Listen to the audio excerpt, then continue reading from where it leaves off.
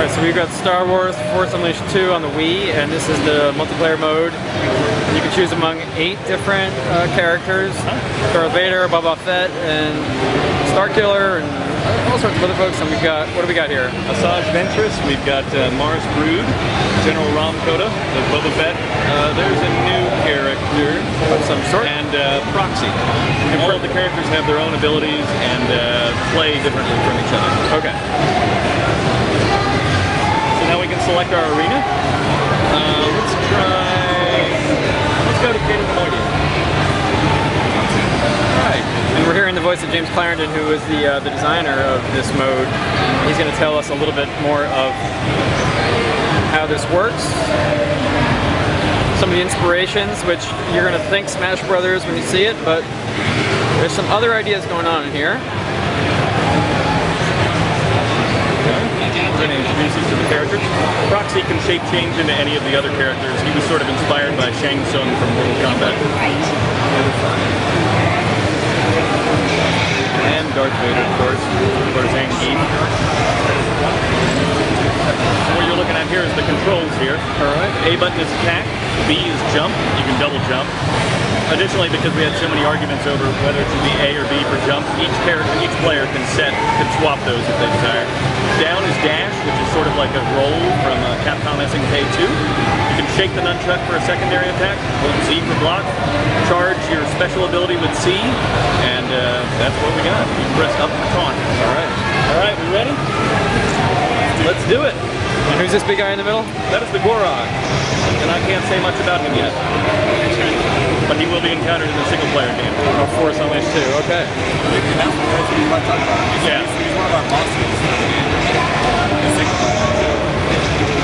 So James, I told you that when I saw this, and other people saw this, they were saying Smash Brothers, but you were telling me Smash Brothers isn't really the origin point for this. You've got a different game in mind. Yes, the original inspiration for the title was a game called The Outfoxy by Namco, probably the early 90s. And in it, it was 2 players that had to fight to the death, picking up all sorts of different equipment and upgrades, while the environments changed around them. This varied from everything from a giant museum, I'm getting fried here, a giant museum where the body of a whale would come falling down to a moving train, all sorts of things.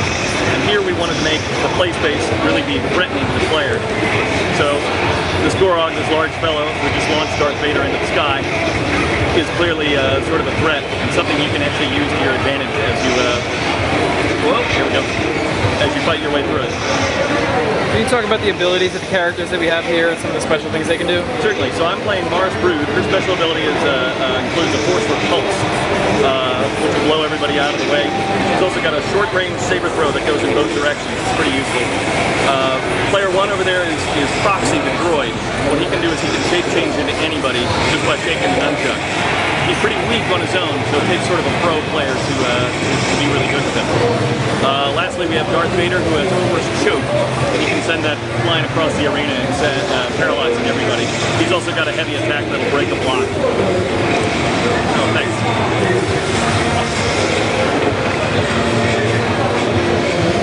And so, not only can the Gorog smash you with his hands, but he'll occasionally eat you as well, which is usually the source of my demise on this level.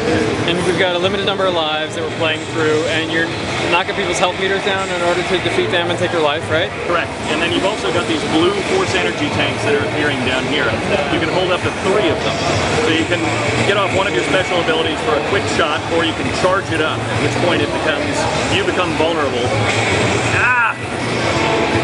And I've been mind-tricked here as Asajj Ventress. That's her special ability with Sith Confusion, which reverses all of your controls. Particularly powerful, and it's happened again. Thank you, Dustin. And you said that was an SNK inspiration? Yes, that was from SVC, SNK versus Capcom. I believe the character's name was Shiki, except she would kiss you. And you were talking about those tanks, and when you get those tanks, you get the ability to use your special moves? Yes, and yeah, you can charge them up. So a rank 1 Force Repulse, this little one right here, will pretty much just knock players away. But if I can charge up 3 full stocks of it, that's going to take most characters down, their health down to nothing pretty quickly. And you also got a dash move in here that you were into.